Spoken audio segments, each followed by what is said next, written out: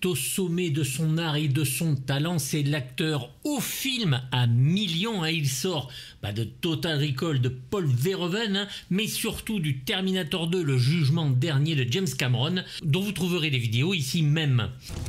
Hey, t'aimes bien les omelettes? Tiens, je te casse les œufs. Tout le monde le pense intouchable, que la montagne ne peut s'écrouler. Et pourtant, le dernier héros d'action, Last Action Hero, va se planter pour la première fois. Et mis à part un True Lies de James Cameron qui va suivre plus tard, va commencer une descente aux enfers cinématographiques. Comme si l'homme n'était plus capable de trouver un réel bon projet suite à cet échec.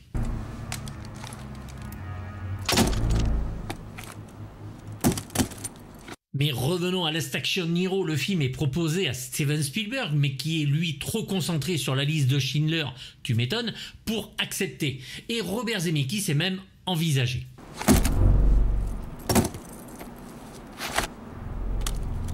Côté scénario, il est écrit par Adam Left, seulement 24 ans, ainsi que Zach Penn, 23 ans, deux potes. Et ce dernier qui va nous donner des grands chefs-d'œuvre, comme l'Inspecteur Gadget, X-Men 2, Elektra, X-Men 3, décidément. L'incroyable Hulk, du pas incroyable Louis Leterrier, Avengers de Joss Whedon, oui, je sais, l'infâme histoire de Ready Player One de Tonton Spielberg, et j'en passe.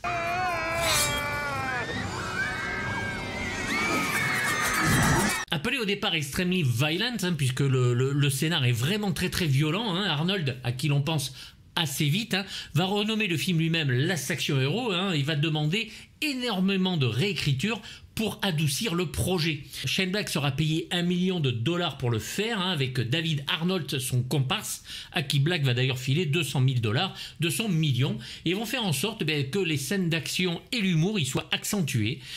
Hey Claudius. Et pour finir, William Goldman, à la filmo absolue, va venir nous étouffer tout ça au niveau des personnages, et en enlever les éléments qui étaient très fantastiques, dont un projectionniste qui était au départ satanique. C'est toi qui as tué mon père. Monumentale erreur. Il va rajeunir Danny de 4 ans et va supprimer une conversation entre le gamin et son père malheureusement décédé. Quelque chose de pourri au royaume de Danemark. 5 scénaristes donc, ce n'est jamais de bon augure, mais l'histoire de départ est bonne et les auteurs peuvent jouer avec, et c'est ce qui fait que le film fonctionne. Et Hamlet va faire le ménage. John McTiernan en est le réalisateur, ça part bien l'affaire. Retiens ta main, mon doux prince. Moi, d'où tu veux rire? La Columbia va, elle, par contre, s'enflammer totalement, et c'est peu de le dire, elle va dépenser $500 000 pour que le nom du film et le visage d'Arnold Schwarzenegger soient peints sur le fuselage de la fusée Conestoga 1620, conçue par une entreprise privée ainsi que la NASA, mais qui ne décollera que 2 ans plus tard, trop tard pour le film, et va se conclure par une explosion en vol, comme le film. Donc du coup, $500 000 de perdu. Être ou ne pas être. Ne pas être. Alors pourquoi ce film, devenu bien sûr très culte aujourd'hui, n'a-t-il pas fonctionné à l'époque? Certains diront que les Américains, pays où le film s'est le plus planté, n'ont absolument pas aimé le second degré. On a l'habitude, rappelez-vous les aventures de Jack Burton, le pastiche de films d'action. Et moi je dirais oui, pourquoi pas, mais la réponse est quand même peut-être plus simple, puisqu'à l'instar du The Thing de John Carpenter, qui fut écrasé par le E.T. de Steven Spielberg en 1982, Last Action Hero va subir exactement la même chose une semaine avant, puisque sort un petit film de dinosaures, Jurassic Park, du même tonton. C'est une bombe!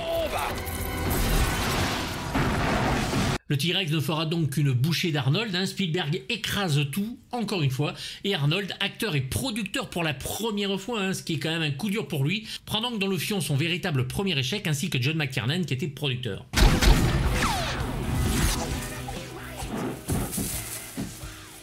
85 millions de budget, hein, c'est quand même pas mal, et il faut rajouter la pub et la fusée derrière. Hein. Le film va ne rapporter que 50 millions aux États-Unis et heureusement 137 millions dans le monde. Mais bon, ça ne suffit quand même pas. En France, il est 10e film de l'année au box-office, c'est pas terrible, hein, surtout après Terminator 2. Vous arrivez à conduire sans les mains? Pas évident. Il faut beaucoup s'entraîner et éviter autant que possible les heures de pointe. Aux États-Unis, hein, le film sera attaqué bien sûr de toutes parts hein, par une presse qui décidément prouve que le second degré n'est absolument pas ce qu'il préfère. On tire à boulet rouge en plus sur Schwarzenegger, hein, son salaire, le coût du film. Il est l'homme à abattre pour la presse, spécialisée ou pas. Mis à part la parenthèse True Lies, hein, Arnie ne s'en remettra jamais vraiment. Quand on est au sommet, parfois les gens veulent vous abattre. Pour qui sonne la glace? Et donc au sommet de son art, il y est, Arnold Schwarzenegger, il se diversifie quand même, hein, entre science-fiction, fantasy, polar d'action ou même comédie. Tout ce qu'il touche se transforme en or jusque-là. Impossible pour lui de refuser cette histoire où humour et auto-parodie hein, font de ce film une œuvre unique, réussie et drôle.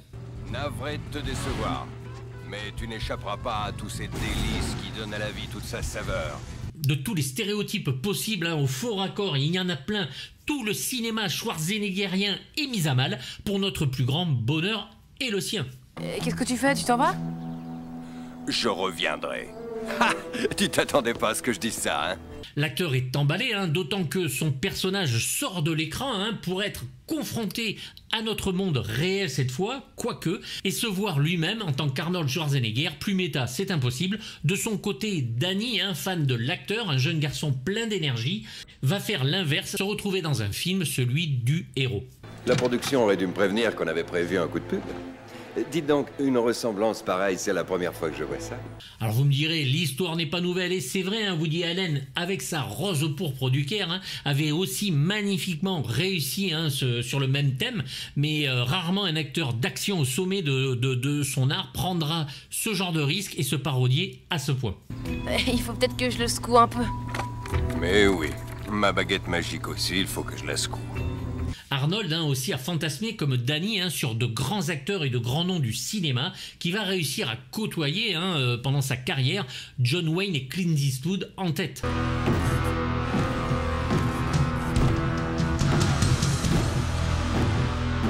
La première apparition d'ailleurs hein, de Jack Slater dans le film hein, est de la part de notre Autrichien, une imitation parfaite et classique du grand Clint.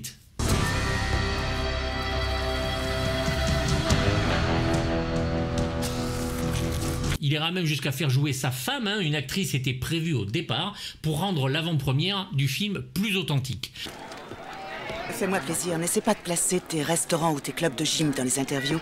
Je n'aime pas ça, c'est vulgaire. Arnold est bien conscient hein, qu'Hollywood change, que l'industrie veut plus vendre des jouets que de faire des films, et qui fait partie de ce système où le pognon prime. Le Hamlet de Shakespeare est, en fin de compte, un des premiers super héros. Il faut voir dans l'école hein, la prof de Danny hein, qui essaye d'expliquer qui est Laurence Olivier à des jeunes élèves de 1990, j'imagine même pas aujourd'hui, avant de leur montrer un Hamlet et dépité, leur donne le choc des titans comme toute filmographie. Certains d'entre vous l'ont peut-être déjà vu dans le rôle de Zeus, dans l'excellent film Le Choc des Titans. John Plowright hein, qui va jouer l'enseignante, hein, fut la troisième et dernière femme d'ailleurs de Laurence Olivier. Salut! Pour la sortie du film, Sony va même jusqu'à utiliser une nouvelle technologie sonore où tous les niveaux hein, pourront être captés par le spectateur, d'un léger frottement ou chuchotement jusqu'à bien sûr une explosion.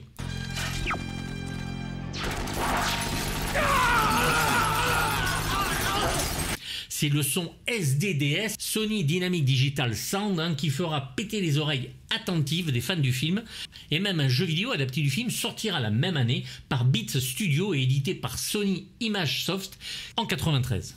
Et ça, c'est pour le yoga noir de Whitney! La drôlerie se fera aussi en DVD, hein, puisque la première édition DVD française va sortir avec, nous gratifie d'une version canadienne au lieu de la version française. Mais bon, ressortie plusieurs fois, hein, la version française est à nouveau sur le DVD ainsi que sur le Blu-ray. Je suis médecin. Vous êtes sûr? Oui. Regardez son menton. L'action va bien sûr plus loin, il est plus grand, il est plus spectaculaire, mais il va malheureusement louper le coche au niveau de l'argent pour devenir, avec les années, un des films les plus cultes de notre Conan préféré.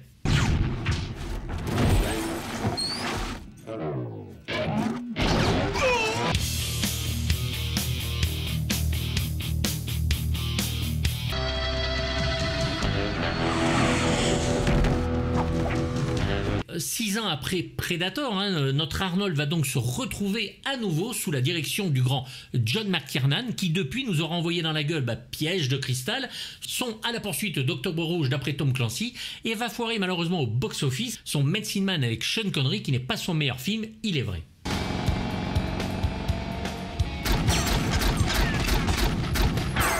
À la photo, c'est le grand Dean Semler, l'homme derrière Danse avec les loups de Kevin Costner, Mad Max 2 et 3 de George Miller ou Apocalypto de Mel Gibson. À la musique, c'est le grand Michael Kamen qui va plonger dans le film avec un orchestre absolu, des scènes d'action monstrueuses avec riffs de guitare et orchestre monumental, où les scènes d'action sont absolument génialissimes. On le prend parce qu'il a fait Die Hard, il a fait L'Arme Fatale, c'est l'homme parfait pour tout ça.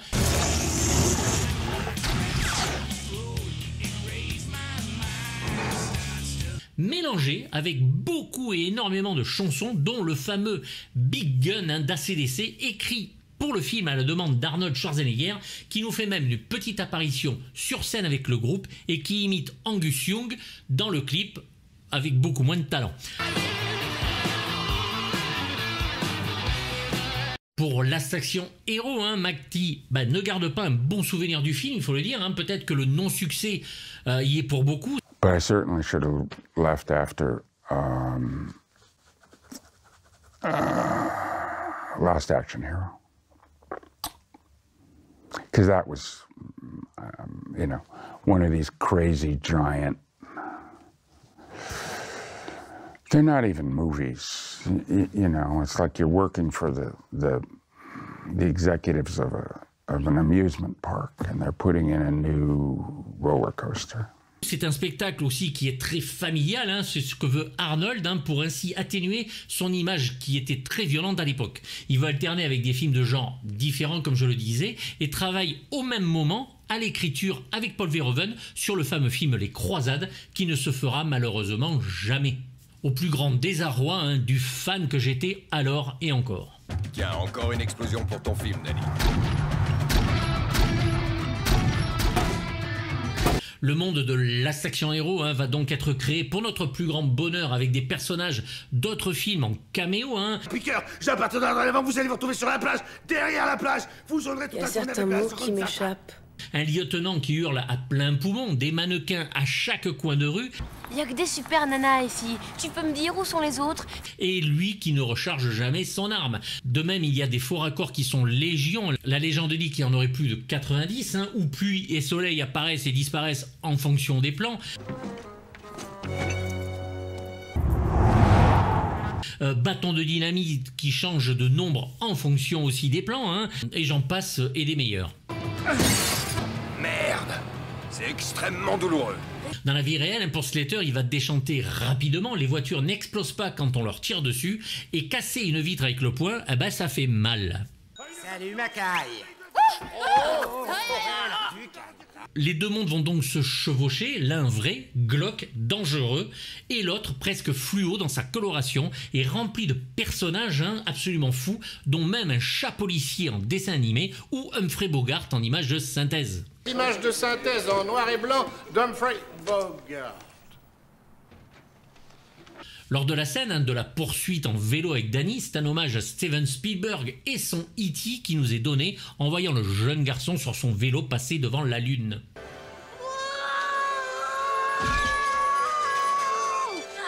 De même, plusieurs clins d'œil à Piège de cristal sont donnés en début de film, avec le lieutenant et sa phrase. Ça, pour une nuit de Noël, c'est une nuit de Noël, bonjour le réveillon.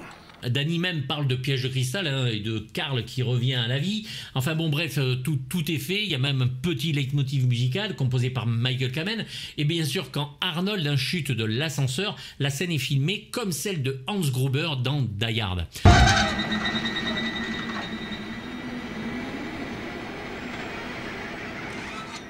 Dans le vidéoclub, bah, vous voyez bien sûr les jaquettes des vidéos des films de John McTiernan, autant se faire de la pub. 8 à 9 millions.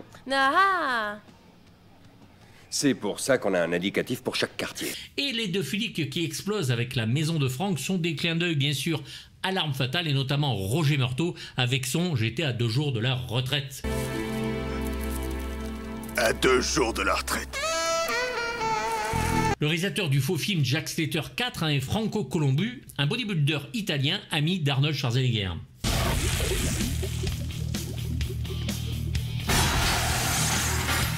Un univers exagéré, donc imaginé pour nous faire rire et dont le héros invincible va devenir incapable de grand chose dans la vraie vie, malgré quelques petites choses qu'il arrive à faire et qui nous met un petit peu la puce à l'oreille. Bénédicte, ça va pas! Écrit pour Arnold, le rôle est absolument parfait pour lui et l'on voit que le bonhomme s'y amuse. Il incarne exactement le genre de héros qu'il est à l'écran, Slater, extrêmement rationnel et drôle. Il accepte souvent dans la vie qu'on se moque de lui. Son ego reste assez étrange pour beaucoup, sûrement parce que l'homme n'a jamais oublié d'où il vient et tous les conseils qu'il a retenus pendant sa carrière avec les gens qu'il a rencontrés.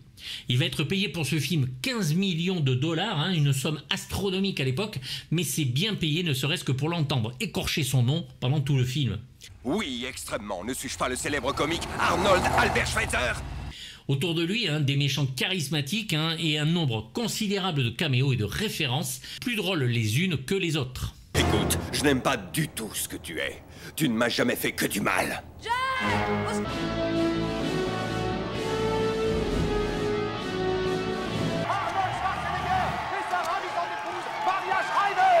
Et le premier de ces caméos, c'est Arnold Schwarzenegger, lui-même accompagné de sa femme à la ville, à l'époque Maria Shriver. Ils ont divorcé depuis. D'ailleurs, en parlant d'Hollywood, le Planet d'Hollywood, mon restaurant, a la joie de proposer au public un musée du cinéma. Ils jouent leur couple en mode « Ne me fais pas honte » avec tes restaurants Planet Hollywood et nous donnent un bon moment méta très drôle.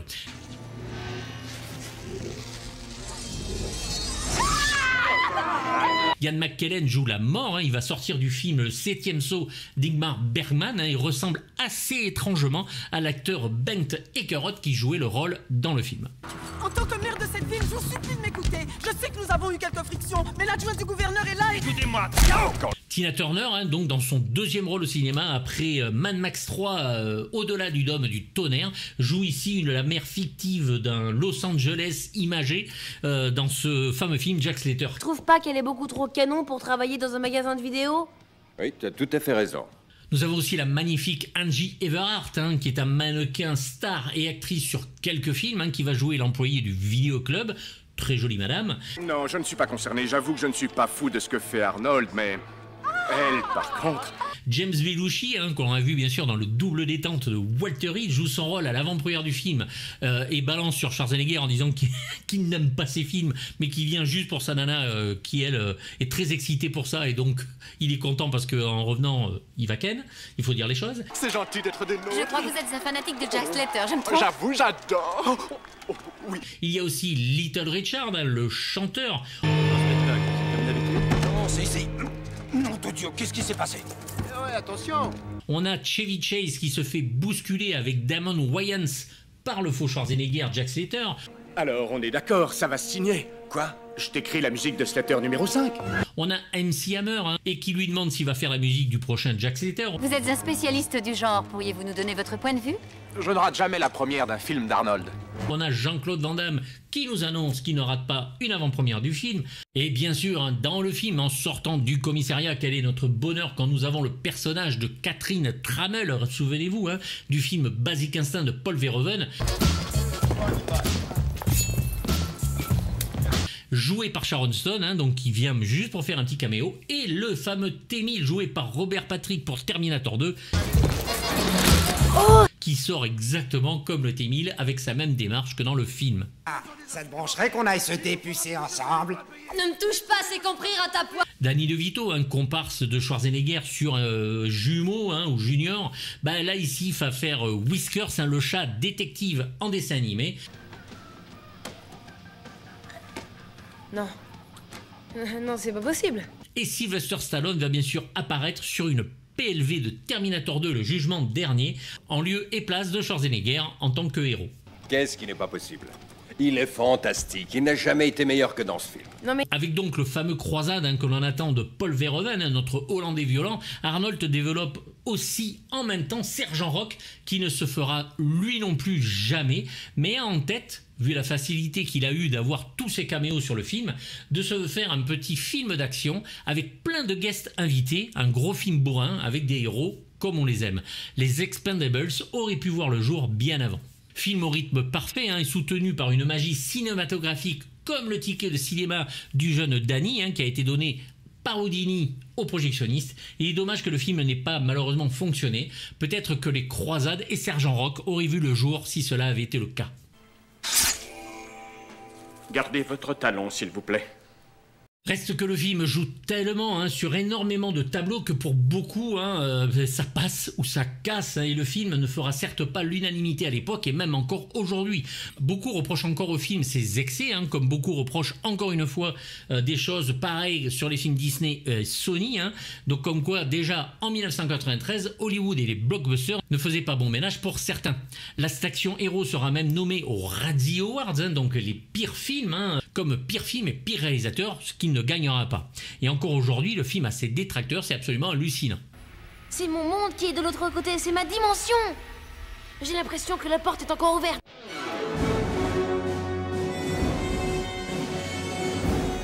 Je voudrais parler au trafiquant de drogue de la maison. Je vous demande pardon? Alors on ne présente plus l'acteur d'origine autrichienne qui en son temps fut la plus grande star hollywoodienne. Il va nous proposer ici un jeu étonnant, se moquant ouvertement de ses personnages et de lui-même. Retravaillé avec Matt Tiernan après le tournage très difficile de Predator fut cette fois beaucoup plus simple, les deux hommes s'étant compris l'un l'autre. McTee a un humour froid, Arnold lui fonce dans le tas, c'était normal.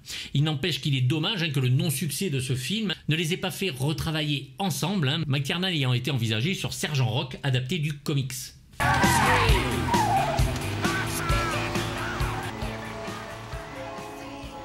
Austin O'Brien joue donc le jeune Danny, on l'avait vu dans le cobaye de sinistre mémoire l'année d'avant, il jouera dans My Girl 2, Apollo 13 et le cobaye 2, bravo à toi. Il est doublé par Adrien Antoine, future voix de Chris Hemsworth ou Henry Cavill, mais n'a rien fait d'autre derrière. Ce n'est pas le meilleur acteur du film, loin s'en faut. Freddy Krueger, on fera des cauchemars à la Elm Street ou des surprises parties avec Adolf Hitler. Un grand héros, grand méchant, et pourtant c'est un homme de main ici qui va se révéler être très intelligent, plus que son patron en tout cas, et comprendre qu'il se passe quelque chose avec Danny et son ticket. Hannibal Lecter s'occupera du buffet et tout ce joli monde accompagnera le bébé de Rosemary sur les fonds baptismaux. Benedict, joué par l'immense Charles Dance, est raffiné tout en étant un tueur absolument implacable. Il a un œil de verre qui peut servir de bombe et qui change régulièrement. Sun Motors. Passez donc nous voir, une visite ne coûte rien et vous ne regretterez pas de nous avoir fait confiance. Il fait montre d'un second degré mais savoureux, surtout avec son boss, un idiot notoire, le mafieux Tony Vivaldi. Qu'est-ce que c'est que ce village? 360 degrés. 180 espèces de suceurs de spaghettis. Charles Dance a été vu dans de nombreux films bien sûr, comme dans Rien que pour vos yeux de John Glenn, Golden Child de Michael Ritchie, c'était lui le méchant. Si j'avais pris un virage à 360 degrés, je me serais retrouvé à mon point de départ, crétin. Alien 3 de David Fincher, c'était lui de Toubib. Gosford Park de Robert Altman, The Kingsman de Matthew Vaughn dernièrement. Il fut bien sûr un Tywin Lannister pour Game of Thrones et il a joué dans la série Sandman d'après Neil Gaiman. Et oui, ce n'était pas lui qui était prévu au départ, mais c'était bien Alan Rickman, initialement choisi pour le rôle de Benedict, mais l'acteur demande un salaire beaucoup trop important, même si l'on n'y perd pas au change. J'aurais aimé le voir dans le rôle. Charles Dance portera d'ailleurs un t-shirt pendant le tournage avec écrit dessus « Je suis moins cher qu'Alan Rickman ». Je n'aimerais pas faire pâtisserie. Tapisserie, pas pâtisserie. Le grand Anthony Quinn joue donc le chef de la mafia Tony Vivaldi, absolument pas cultivé et con comme un melon. Il en énerve son homme de main qui l'insulte en chuchotant à chaque fois qu'il dit une phrase. Immigrant mexicain, Anthony Quinn va commencer sa carrière sur de petits films et ne va jouer que des Indiens ou des Mexicains, ce qui l'emmerde plus au point puisqu'il déteste les préjugés. Puis c'est New York, hein, l'Actors Studio, et en 1953, après une belle tournée théâtrale sur un tramway nommé Désir où il remplace Marlon Brando, c'est Viva Zapata d'Elia Kazan dont il obtiendra son premier Oscar. Il tourne sans arrêt, parfois 6 films par an, et obtient son 2e Oscar sur le film La vie passionnée de Vincent Van Gogh de Vicente Minelli. Laurence d'Arabie de David Lean, hein, ou Zorba le Grec de Michael Kakoyannis le consacreront, et il va alterner sa filmographie entre gros films commerciaux et chefs-d'œuvre sur plus de 250 films. Il est doublé ici par Michel Vaucory. Déjà en haut de l'affiche, Persévère, John Persévère, sacré vieille canaille. F. Murray Abraham, hein, joue donc ici John Persévère, hein, que Danny va de suite ne pas aimer et le définir comme l'homme qui a tué Mozart, en référence bien sûr à son rôle de Salieri dans le Amadeus de Milos Forman. Fais attention, Jack. Il a tué Mozart. Dans un film. Après Scarface de Brian De Palma, Serpico de Sidney Lumet, Les Zones du Président d'Alan J. Pakula, Le Nom de la Rose de Jean-Jacques Hano dont j'ai parlé aussi dernièrement, l'acteur va enchaîner de nombreux rôles, hein, et fait toujours le salopard de service. C'est Jean-Pierre Moulin, hein, voix d'Anthony Hopkins ou de Jack Nicholson, qui fait sa voix ici. Tu sacrifierais ton fils pour me tuer, oui, j'en suis extrêmement flatté, Jack, mais j'en doute. L'éventreur à la némésis de Jack Slater, dans Jack Slater 3, est joué par le grand, que dis-je, le très grand même, Tom Noonan, un acteur absolu et que l'on a vu dans Wolfen de Michael Wadley, Manhunter de Michael Mann, hein, le Dragon Rouge c'était lui, Robocop 2 en K1 réalisé par Irving Keschner ou le Hit de Michael Mann. L'acteur qui jouait le rôle de l'éventreur? Non mais attendez... Qui joue le rôle de l'éventreur? Quoi? Il joue dans le film son propre rôle aussi, hein, comme Schwarzenegger. Il est à l'avant-première de Jack Slater 4 et est doublé par l'immense Patrick Florsheim, hein, voix de Michael Douglas, bien sûr, Jeff Bridges et surtout Kurt Russell dans New York 1997 ou le The Thing de John Carpenter. Écoute, quand j'avais ton âge, le grand Houdini s'est produit dans ce théâtre. Robert Prosky est donc le projectionniste du cinéma qui va projeter en avant-première le film pour Danny. Il lui donne un ticket magique et fait donc référence à Houdini. Et tout d'un coup, hop, il avait ça dans la main. Au départ, c'est un projectionniste qui est censé être satanique, mais son personnage est fortement adouci pour devenir un pépère sympa. On a vu Proscrit, bien sûr, hein, dans Le Solitaire de Michael Mann, ainsi que La Forteresse Histoire du même réalisateur. Christine de John Carpenter, hein, rappelez-vous, c'était lui le garagiste d'Arnell, Le Meilleur de Barry Levinson et tant d'autres. C'est Serge Lorca, un très bon comédien de théâtre, qui le double. Où est-ce que tu étais passé? Tu as vu l'heure qu'il est? 3 heures du matin. Les policiers t'ont cherché dans tout le quartier. Mercedes Roule, hein, joue la maman de Danny qui n'a pas le temps de s'occuper de son fils, hein, étant mère célibataire. On l'a vu dans Les Guerriers de la Nuit de Walter Hill, hein, Veuve mais pas trop de Jonathan Demme, Crime et délit de Woody Allen et surtout l'excellent Fisher King de Terry Gilliam aux côtés de Jeff Bridges et de Robin Williams. Bonsoir, Madame Madigan. Arnold Buckenbauer. Elle est doublée ici par Frédéric Thiermont, hein, qui fait la voix de grandes actrices comme Emma Thompson, Meryl Streep ou Sigourney Weaver. Il y a les gars de la sécurité routière qui veulent me carrer une fanfare dans le fion parce que j'avais bousillé leur avion. On retrouve bien sûr ici Frank McRae, hein, qui joue le lieutenant Decker, comme d'habitude la caricature parfaite du lieutenant police qui continue toujours à hurler. Il avait déjà fait ça de façon sublime, hein, dans le premier 48 heures de Walter Hill, hein, rappelez-vous, et sa suite bien entendu. On l'a vu dans Fist de Norman Jewison, hein, Rocky 2 de Sylvester Stallone, Permis de tuer de John Glenn, hein, ou 1941 de Spielberg et bien d'autres. Il est doublé par Sadie Rebo, la voix de William Shatner dans les Star Trek. Monumentale erreur. Et enfin Bridget Wilson qui va jouer Whitney Slater ou Meredith Caprice, et elle ne prend pas son vrai nom quand on est dans la vraie vie. La fille de Jack dans le film, donc, hein, elle a été Miss Teen USA en 1990 et va commencer dans la série Sauvée par le Gong. Et c'est ici son premier film, comme Danny d'ailleurs le dit à Arnold pendant le film. Elle va tourner dans le très bon film Fièvre à Columbus University, hein, de John Singleton, Mortal Kombat de Paul W.S. Anderson en Sonya Blade, Nixon d'Oliver Stone et quelques autres mais moins prestigieux. Tout le monde à terre! Couchez-vous! Last Action Hero est donc drôle, rythmé, plein d'action, spectaculaire et peut être lu de différentes façons. En effet, si la mort incarnée par Sir Ian McKellen, hein, qui sort donc de l'écran d'après le 7e saut de Bergman, a son pouvoir dans la vraie vie, donc celui de tuer, alors que Jack lui est humain, cela semble incohérent et contradictoire. Mais la vraie vie, celle que l'on pense en tout cas être la vraie vie, hein, celle de Danny, nous montre quand même des petites incohérences en plus de la mort. Jack Slater, par exemple, arrache carrément une portière de voiture, de taxi, alors qu'il est plus censé avoir de pouvoir. Nous avons la marque Acme aussi qui est encore présente, alors qu'on sait que c'est une marque des Looney Tunes et surtout du Coyote qui essaie d'arrêter Bip Bip. Bref, tout ça dans le film pourrait faire un petit mélange, comme quoi on est bien un film dans le film.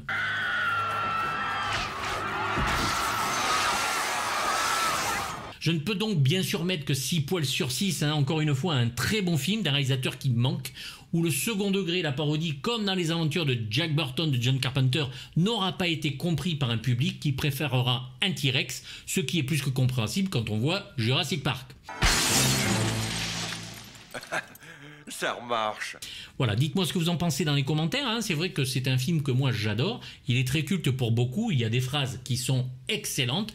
Je lui préfère sa VO, je trouve que pour le coup, ça fait partie des films où je ne trouve pas que Daniel Beretta soit excellent pendant tout le long. Mais voilà, bon, les phrases sont très bien dites et ça marche quand même très très bien. On en parle dans les commentaires, je vous dis à bientôt, pouce haut, pouce bas, n'oubliez pas de vous abonner, la petite cloche, et je vous dis à bientôt pour du lourd. C'est moi le héros, alors ta gueule!